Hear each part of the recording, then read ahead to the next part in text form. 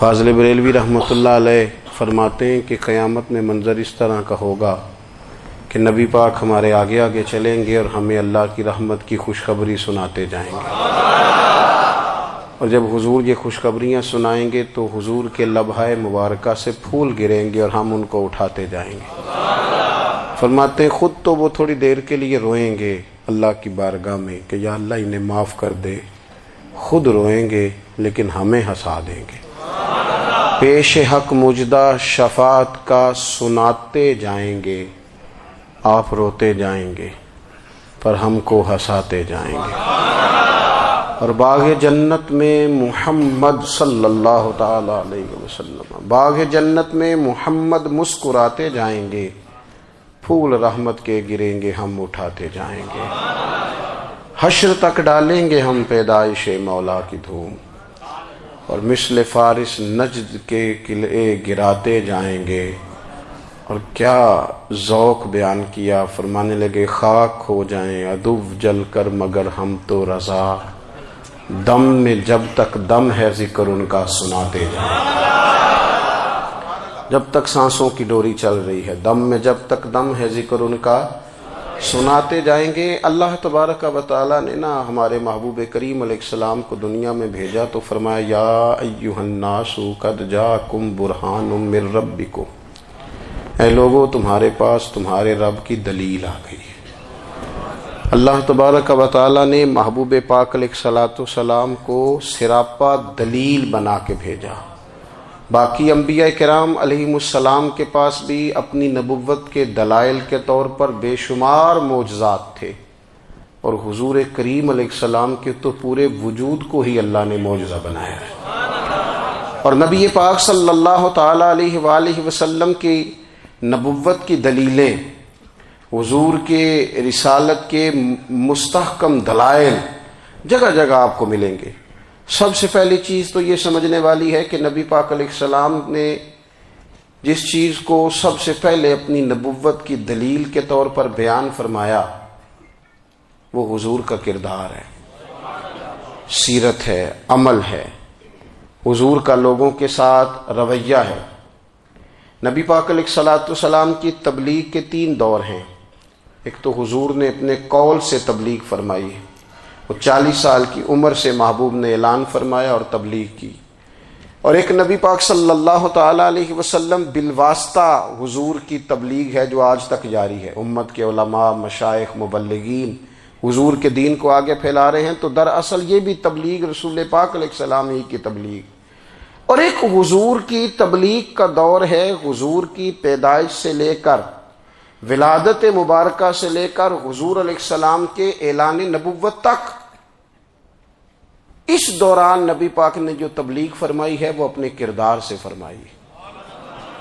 عرب کا وہ معاشرہ جو بڑا میلا کچیلا گدلا ہو چکا تھا، جس کے اندر سراسر مادہ پرستی کا زور تھا، جس کے اندر لوگ انسانوں کی خرید و فروخت کرتے تھے، جس کے اندر بیٹیوں کو زندہ دفن کر دیتے تھے، جس کے اندر جو آدمی جتنا زیادہ مضبوط ہوتا تھا اتنا زیادہ لٹیرا بن جاتا تھا، اس معاشرے کے اندر رسول کریم علیہ السلام نے 40 سال گزارے، اور اس طرح گزارے کہ جو بیگانے بھی تھے وہ بھی کہا کرتے تھے یہ صادق ہیں، یہ امین ہیں۔ اور جب حضور نے اعلان نبوت کیا تو فرمایا، یہ قرآن مجید کے لفظ ہے، فرمایا فَقَدْ لَبِثْتُ فِيكُمْ عُمَرًا مِّن قَبْلِهِ أَفَلَا تَعْقِلُونَ، میں تمہارے بیچ عمر کا ایک حصہ گزار چکا ہوں، تمہیں عقل نہیں ہے، شعور نہیں ہے۔ نبی کریم علیہ السلام نے اپنے کردار کو، اپنے عمل کو اپنی نبوت کی دلیل کے طور پر بیان فرمایا۔ وہ تو حضرت حلیمہ بھی فرماتی ہیں نا، جب میں نبی کریم علیہ السلام کو اپنے گھر لے گئی تو میرا اپنا بچہ بھی دودھ پیتا تھا، 2 میرے بیٹے ہو گئے، ایک میری یہ نسبی اولاد اور حضور میری رضائی اولاد۔ تو کہتی ہیں جب میں کریم محبوب علیہ السلام کو اپنے سینے سے لگاتی تھی تو حضور میرے ایک پستان سے دودھ پیتے تھے اور دوسرا اپنے بھائی کے لیے چھوڑ دیا کرتے تھے۔ یہاں سے رسول کریم علیہ الصلوۃ والسلام نے کردار کے ذریعے تبلیغ، اور پھر اعلان نبوت سے پہلے ایک تنظیم عرب کے جوانوں پر، عرب کے سرداروں پر مشتمل بنائی گئی، جس میں نبی کریم علیہ الصلوۃ والسلام نے بڑا حصہ لیا سرکار نے، اور بڑے اہم لوگوں کو شعور حضور نے عطا فرمائے، وہ اس جماعت کا فیصلہ تھا کہ ہم سارے جوان، سارے بڑے لوگ ملیں گے۔ یہ حضور کے اعلان نبوت سے پہلے کی بات ہے۔ ہم بڑے لوگ ملیں گے، کسی بڑے کو کسی چھوٹے پر ظلم نہیں کرنے دیں گے، کسی آدمی کو کسی غریب کا حق نہیں کھانے دیں گے۔ حضور علیہ السلام نے نا اپنے کردار سے، اپنے عمل سے، اور آپ کا جو عمل ہوتا ہے نا وہ اصل ہوتا ہے۔ ایک ہوتا ہے آپ کوئی بات کرتے ہیں اور ایک ہوتا ہے کہ آپ کوئی عمل کرتے ہیں۔ آپ جب عمل کرتے ہیں تو عمل کے ذریعے بھی لوگوں تک بات پہنچتی ہے کہ دراصل آپ کا اٹھنا بیٹھنا چلنا پھرنا کیا ہے۔ میرے رسول کریم علیہ الصلوۃ والسلام کا اٹھنا بھی ایک نبی کا، بیٹھنا بھی ایک نبی کا، بات کرنا بھی ایک نبی کا، معاملات زندگی کرنا بھی ایک نبی کا، لین دین کرنا بھی ایک نبی کا۔ ایک شخص کہتے ہیں میں نے اعلان نبوت سے پہلے حضور علیہ السلام سے کوئی چیز خریدی تھی اور میں نے عرض کیا تھا آپ یہاں تشریف رکھیں، میں پیسے لے کے آتا ہوں۔ میں 3 دن کے بعد آیا۔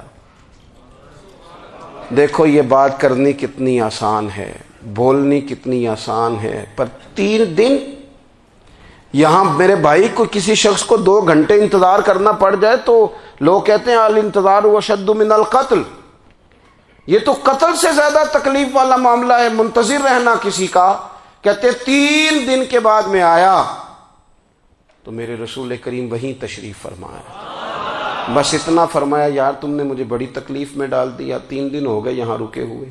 تو حضور نے اپنے کردار کو، اپنے عمل کو، اپنے معاملات کو سب سے پہلے اپنی نبوت کی دلیل کے طور پر پیش کیا۔ کسی نے کیا خوب کہا تھا کہ جو تیری جان کے دشمن ہیں وہ بھی کہتے ہیں، وہ جو تیری جان کے دشمن ہیں، بظاہر تو آئے ہیں نا ہجرت کی رات جان لینے، لیکن امانتیں حضور کے گھر میں رکھی ہوئی ہیں، امانتیں کاشانہ نور پہ پڑی ہیں۔ وہ جو تیری جان کے دشمن ہیں وہ بھی کہتے ہیں کہ امین تو ہے اور صداقت کی آبرو تو ہے، امین بھی تو ہے، صداقت کی آبرو تو ہے۔ تو پہلے کردار، پھر دوسری بات، اللہ تعالیٰ نے اپنے محبوب علیہ الصلوۃ والسلام کو اپنا مطلق نائب بنا کر، اپنا محبوب اعظم بنا کر، ویسے ہی سارے انسانوں کے بارے میں کہا وَإِذْ قَالَ رَبُّكَ لِلْمَلَائِكَةِ إِنِّي جَاعِلٌ فِي الْأَرْضِ خلیفہ، میں زمین میں اپنا نائب بنانے والا ہوں۔ لیکن حضور علیہ السلام تو محبوب ہے نا، حضور کی نیابت تو محبوبیت کے درجے پر فائز ہے۔ تو رسول پاک کو رب کریم نے اس طرح کا بنا کے بھیجا کہ حضرت عبداللہ ابن رواحہ رضی اللہ تعالیٰ عنہ بیان فرماتے ہیں کہ اگر حضور کوئی معجزہ نہ بھی دکھاتے، نبی کریم علیہ السلام سے کوئی اعجاز لوگ نہ بھی دیکھتے، تو محبوب کا تو چہرہ ہی اس طرح کا تھا، لوگوں نے دیکھتے جانا تھا اور کلمہ پڑھتے جانا تھا۔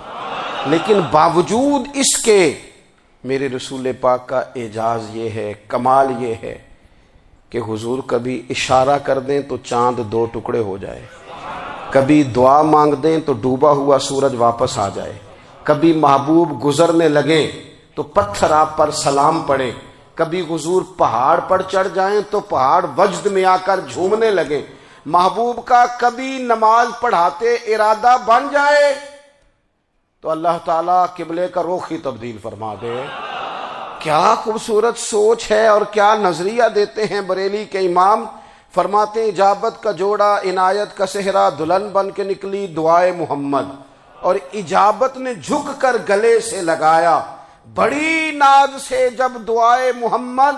دیکھو خدا کی رضا چاہتے ہیں دو عالم، خدا چاہتا ہے رضائے محمد صلی اللہ تعالی علیہ وسلم۔ اور ایک مقام پہ فرماتے ہیں نائب دست قدرت پہ لاکھوں سلام، نائب دست قدرت پہ لاکھوں سلام۔ تو اللہ تعالیٰ نے نبی پاک صلی اللہ تعالی علیہ وسلم کو جو اعجاز۔ پھر ایک اور بات، حضور امی ہیں، دنیا میں آ کر محبوب نے کسی سے پڑھا ہی نہیں۔ میرے محبوب نے جتنا پڑھا ہے رب کریم سے ہی پڑھا ہے۔ الرحمن علم القرآن خلق الانسان، رحمان نے قرآن سکھایا پھر انسان بنایا۔ اللہ تبارک و تعالیٰ کی بارگاہ کرم سے حضور نے لیا۔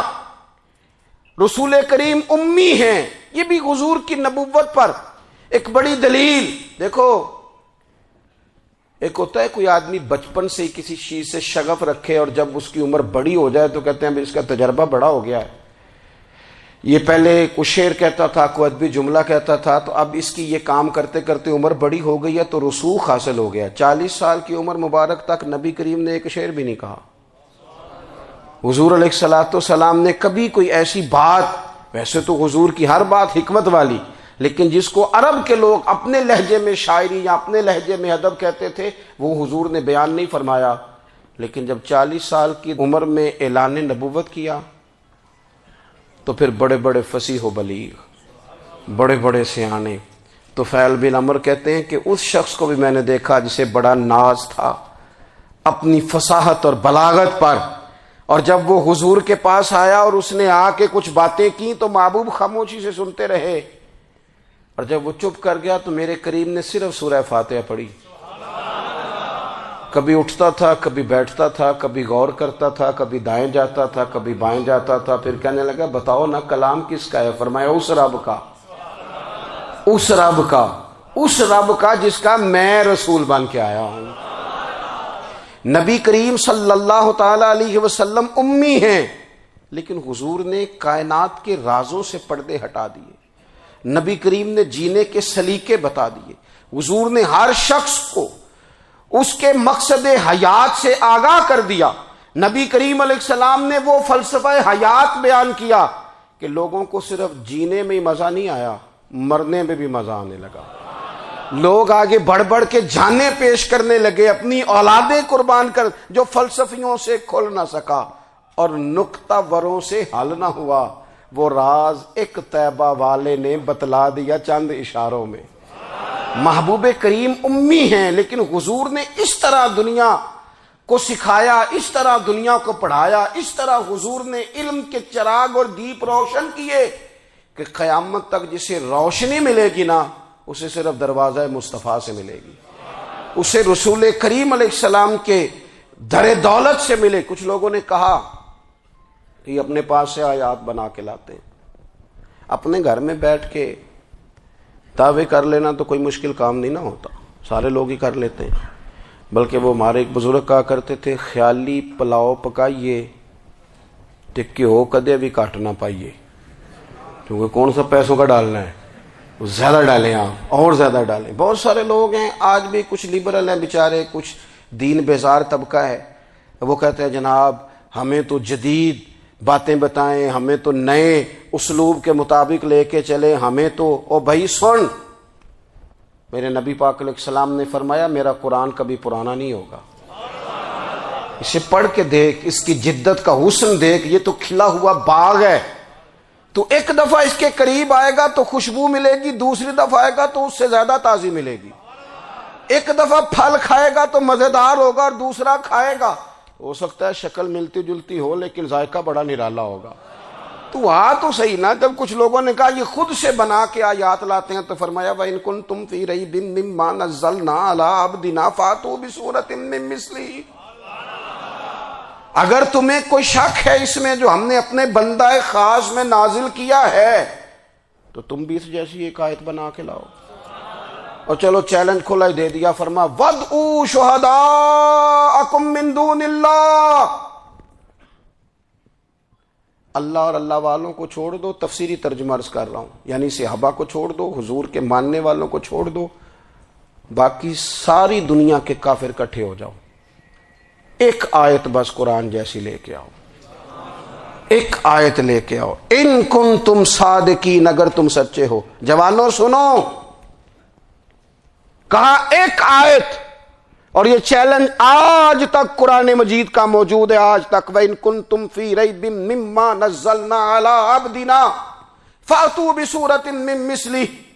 تم قرآن کے مقابلے کی ایک صورت لے کے آؤ اور سارے حمایتی اکٹھے کر لو اپنے. ان کنتم صادقین، اگر تم سچے ہو.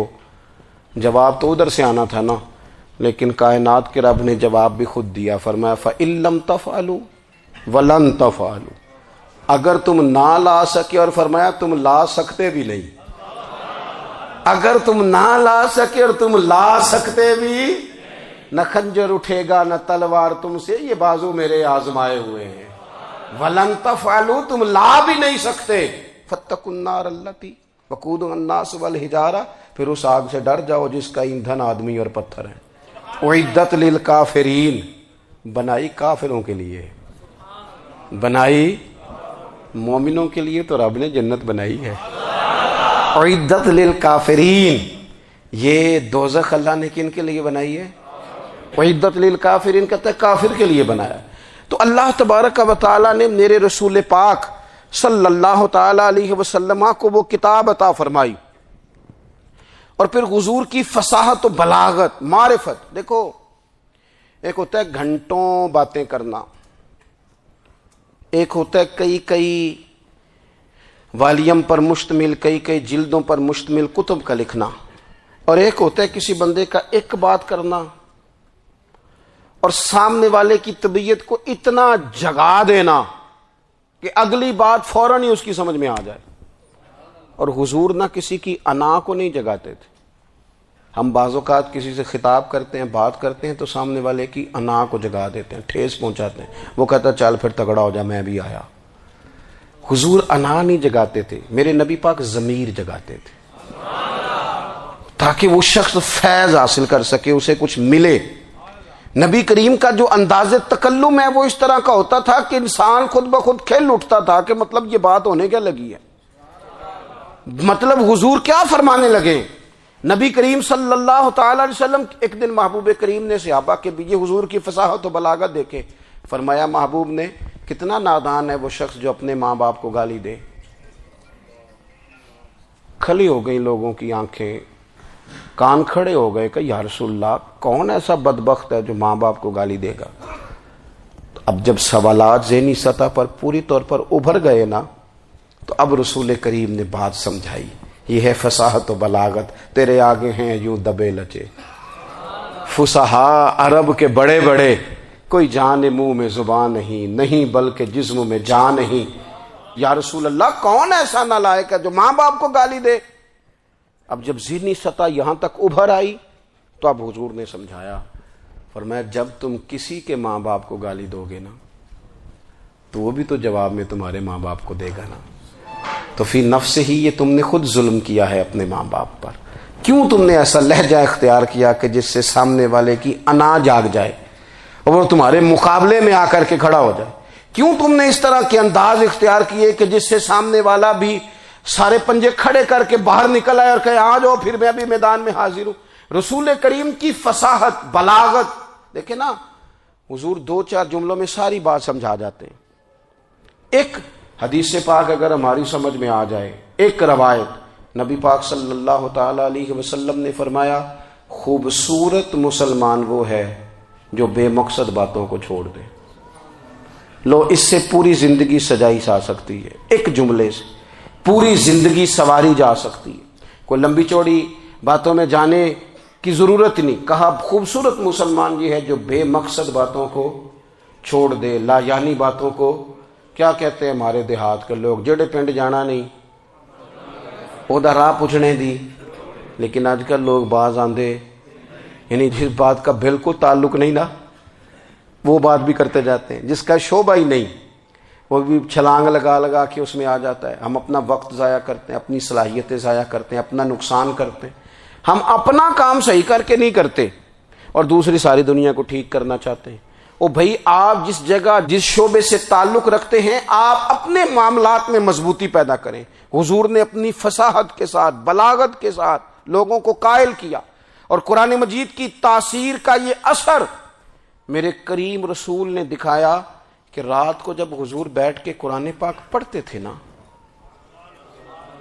جب یاسین والے نبی خود یاسین کی تلاوت کریں، جب طٰہٰ والے محبوب خود طٰہٰ کی تلاوت کریں، غور کرو نا جب مدثر والے محبوب خود ان جملوں کو ادا کریں، یعنی جن کے بارے میں آیت آئی ہے جب وہی یہ آیت پڑھیں کہ انا اعطیناک الکوثر، یعنی جن کا ذکر ہو رہا ہے جب وہ یہ بات کریں کہ یا ایھا النبی انا ارسلناک شاہدا ومبشرا ونذیرا لتؤمنوا باللہ ورسولہ وتعزروہ وتوقروہ وتسبحوہ بکرۃ واصیلا، جن کے بارے میں آیت آئی ہے جب وہ یہ کہہ رہے ہوں کہ ورفعنا لک ذکرک، جب وہ کہہ رہے ہوں والضحیٰ واللیل اذا سجا. ذرا اس کیفیت کو دیکھیں جب محبوب خود پڑھ رہے ہوں، اور جو حضور پر آئی ہیں اس کا ذائقہ، اس کا لطف، اس کا انداز بھلا کیا ہوگا. حضور جب رات کو پڑھتے تھے نا قرآن پاک، تو جو پکے کافر تھے نا، ابو جہل جیسے لوگ، وہ بھی جھاڑیوں میں چھپ چھپ کے مدینے والے کی تلاوت سنا کرتے تھے، حضور کی تلاوت سنا کرتے تھے. یہی بہتر ہے کہ پردوں میں وہ پردہ پوش رہے، وہ اگر پردے ہٹا دے تو کسے ہوش رہے. رسول کریم علیہ السلام کی تلاوت کا سننا، قریب جانا، یہ اعجاز ہے. حضرت فاروق اعظم کہتے ہیں میں طبیعت کا بڑا ڈاڈا تھا، مزاج کا بڑا سخت تھا، زندگی ہمیشہ ڈٹ کر گزاری، باتوں پر کھڑا رہنا آتا تھا، پر جب میری بہن نے مجھے چند آیتیں سنائی نا تو میں تڑپ ہی گیا. گھروں آیا سا مار مقامنے نو، ہن مینو مار دے لے چلو. اوے متے عمر دی عمر برباد ہو جائے جتھے عمر سوار دے لے چلو. یہ اعجاز ہے رسول کریم صلی اللہ تعالی علیہ وسلم پر نازل ہونے والی کتاب کا. پھر حضور نے خبریں دی، نبی پاک نے خبریں دی. حضور نے فرمایا روم فتح ہوگا، وہ ہوا. نبی کریم علیہ السلام نے فرمایا شام فتح ہوگا، تو شام فتح ہوا. فرمایا ایران فتح ہوگا، تو ایران فتح ہوا. سراقہ بن مالک کہتے ایک گاؤں پر بھی مسلمانوں کی حکومت نہیں تھی. ایک گاؤں پر حضور مکہ مکرمہ سے نکل رہے تھے، مدینہ طیبہ تشریف لے جا رہے تھے، ابھی راستے میں تھے. میں 100 سرخ اونٹوں کے لالچ میں معاذ اللہ حضور کو گرفتار کرنے پہنچ گیا. محبوب نے حکم دیا، حضور کا معجزہ میں نے آنکھوں سے دیکھا، میرا گھوڑا زمین میں دھستا چلا گیا. میں نے معافی مانگی، حضور نے معاف کر دیا. میں نے سمجھا اچانک ہو گیا ہے. یہ منوانا بھی بڑا مشکل کام ہے. شجر و حجر پہچان گئے، انسان کی نظروں میں شاکی رہا. یہ کچھ ایسے لوگ ہیں جن کو منوانا توبہ توبہ، ماننے کو تیار نہیں، دیکھ دیکھ کے بھی ماننے کو تیار ہے نہیں، ماننے کو تیار ہی نہیں. کہتے ہیں کہ میں نے پھر چاہا آگے بڑھنا، تو پھر زمین کے اندر میرے گھوڑے کے پیر دھنسنے لگے. پھر معافی مانگی. کریم تیرے معاف کرنے کی ادا پہ بھی قربان جائیں. یہ نہیں فرمایا کہ تو بار بار یوں ہی کرتا ہے، فرمایا معافی مانگتا ہے، جا میں نے معاف کیا. کہتے ہیں 3 دفعہ میں آگے بڑھا، 3 دفعہ حضور نے معاف کیا تو مسکرا کے فرمانے لگے تو یہاں مجھے گرفتار کرنے آیا ہے، وہ کیسر روم کا علاقہ فتح ہوگا. وہ کنگن جو پہنتا ہے نا ہاتھوں میں، بادشاہ کے کنگن معروف ہیں، وہ تیرے ہاتھوں میں آئیں گے. اللہ کرے آپ سمجھیں. یہ جو لوگ ڈری ڈری سہمی اور ہمارے بچے مایوسی کی معاذ اللہ باتیں کرتے ہیں، وہ دیکھیں حضور کس طرح کی گفتگو فرماتے ہیں. ابھی ایک گاؤں پر بھی اسلام کی حکومت نہیں، لیکن حضور کا خبر دینے کا انداز. کریم فرمانے لگے وہ کیسر روم کے جو کنگن ہوں گے وہ تیرے ہاتھوں میں آئیں گے. جناب سراقہ بن مالک فرماتے ہیں کہ میں مسلمان ہو گیا، حضور کا وصال ہو گیا، کنگن نہیں آئے. حضرت ابوبکر صدیق کا وصال ظاہری ہو گیا، کنگن نہیں آئے. جناب عمر کا دور آ گیا، سراقہ بوڑھے ہو گئے. کوئی بندہ پوچھتا نا کہ اب تو عمر ڈھل گئی ہے، زندگی کا پتہ نہیں، کہنے لگے نہیں میں نہیں جاتا. جب تک کنگن نہیں آتے اسرائیل کوئی نہیں آئیں گے، کیونکہ ساڈے نبی دی زبان ساڈے واسطے قرآن. جو دن کو کہہ دیا دن ہے تو دن نکل آیا، جو شب کو کہہ دیا شب ہے تو رات ہو کے رہی. اور خدا نے ان کی زبان کو وہ اختیار دیا، جو نکلی منہ سے ان کے وہ بات ہو کے رہی. اور فاضل بریلوی کا تو انداز ہی پھر انوکھا ہے نا. وہ تو کہتے ہیں وہ زبان جس کو سب کن کی کنجی کہے، جس کو سب کن کی کنجی کہیں، اس کی نافذ حکومت پہ لاکھوں سلام. کہنے لگے نہیں آتے. حضرت اسرائیل فکر نہ کرو، بوڑھے ہو گئے تھے، نکلنا گھر سے بند کر دیا تھا. حضرت عمر کا دور تھا، کنگن آ گئے. حضرت فاروق اعظم نے ان کے پوتوں سے، نواسوں سے، بچوں سے کہا جاؤ بلا کے لاؤ. کا دادا جان بوڑھے ہیں، پھر میں تم کان میں کہہ دینا کنگن آ گئے، پھر تم دیکھنا تو صحیح. پھر حضرت سراقہ آئے. حضور نے جو خبریں دیں، نبی پاک علیہ الصلوۃ والسلام نے جو گزشتہ قوموں کے احوال بیان کیے، اور پھر میرے نبی پاک علیہ الصلوۃ والسلام نا دنیا میں عزتیں دینے آئے. عزتیں، یہ مزاج ہمیں کم کرنا چاہیے. یہ جو ہم ساری زندگی اس کام میں لگا دیتے نا، کسی کو نیچا کیسے دکھانا ہے، یہ انداز حضور نے نہیں ہمیں دیا. اب دیکھو حضور تشریف لائے تو ہمیں پتہ چلا کہ حضرت یوسف جیسا سونا کوئی نہیں. حضور تشریف لائے تو ہمیں پتہ چلا کہ حضرت داؤد جیسی خوبصورت آواز کسی کی نہیں. حضور تشریف لائے تو ہمیں پتہ چلا کہ جناب عیسیٰ علیہ السلام کا فقر اختیاری کس طرح کا تھا. محبوب تشریف لائے تو ہمیں پتہ چلا کہ حضرت موسیٰ کا جلال کس طرح کا تھا. یہ تو حضور آئے تو نبی پاک علیہ السلام نے اس کی بھی عظمت بیان کی، اس کی بھی شان بیان کی. حضور نے بتایا کہ ابو بکر صدیق کی شان کیا ہے، فاروق اعظم کا مرتبہ کیا ہے، عثمان غنی کی حیا کیا ہے، مولا علی کی شجاعت کیا ہے، اہل بیت نبوت کی عظمت کیا ہے. حضور آئے عزتیں دینے. ماں کو عزت دی مدینے والے رسول نے. کہا جس کا باپ راضی ہو گیا اس کا رب راضی ہو گیا. فرمایا جو 2 بیٹیاں 3 بیٹیاں 4 بیٹی بہنیں یا 1 بیٹی یا بہن بیاہ کے آ گیا نا، اس طرح میری 2 انگلیاں جڑی ہوئی ہیں، میرے ساتھ جڑ کے جنت میں جائے گا. رسول کریم صلی اللہ تعالی وسلم نے عزت دی. حضور عزتیں دینے، کوئی اعزاز نہیں. ان پڑھ بندہ ہے، سادہ ہے، غریب ہے، مزدوری کرتا ہے، ہاتھوں پہ چھالے. یا رسول اللہ اس کا بھی کوئی اعزاز ہے؟ قربان جائیں، میرے کریم نے عزت دی. فرمایا محنت کر کے روزی کمانے والا تو اللہ کا دوست ہے. یہ اینٹیں اٹھانے والا، یہ مشقتیں کرنے والا، یہ صبح دیہڑی پہ جانے والا، یہ بیچارہ جو اچار سے روٹی کھاتا ہے، تو نے ہر شخص کی قسمت میں یہ عزت لکھی اور آخری خطبے کی صورت میں وصیت لکھی. رسول کریم نے ہر بندے کو اعزاز دیا، عظمتیں دی. حضور عزتیں دینے آئے. نبی پاک علیہ السلام نے اعزازات دیے، حضور نے نوازا. یہ ساری چیزیں میرے رسول پاک کی تشریح. اور پھر یہ جو حضور کے صحابہ اور اہل بیت ہیں نا، یہ بھی میرے نبی پاک کی نبوت کی دلیل ہے.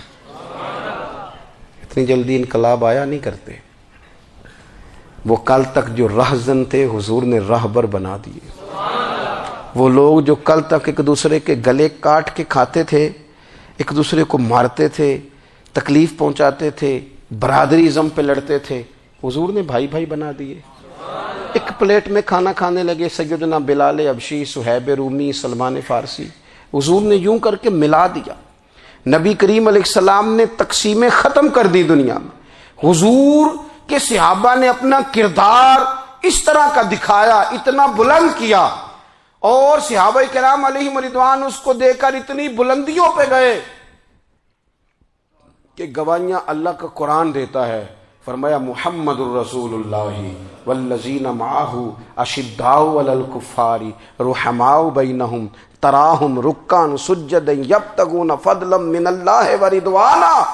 فرمایا یہ جو میرے محبوب کے ساتھ والے ہیں کافروں پر سخت ہیں، آپس میں نرم دل ہیں. تم جب بھی انہیں دیکھو گے سجدے کرتے دیکھو گے، رکوع کرتے دیکھو گے، تم انہیں دیکھو گے اللہ کی رضا کے متلاشی ہیں. انہیں ساری مادہ پرستی سے نکال کر محبوب نے رب کی رضا کے رستے پہ ڈال دیا. میرے نبی کریم سید عالم صلی اللہ تعالی علیہ وسلم کی نبوت کے دلائل کے طور پر یہ ساری چیزیں آئیں. بس میں بات سمیٹنے لگا ہوں. حضور کا جو اخلاق ہے نا، وہ بھی نبی کریم علیہ الصلاۃ والسلام کی نبوت کی بہت بڑی دلیل ہے.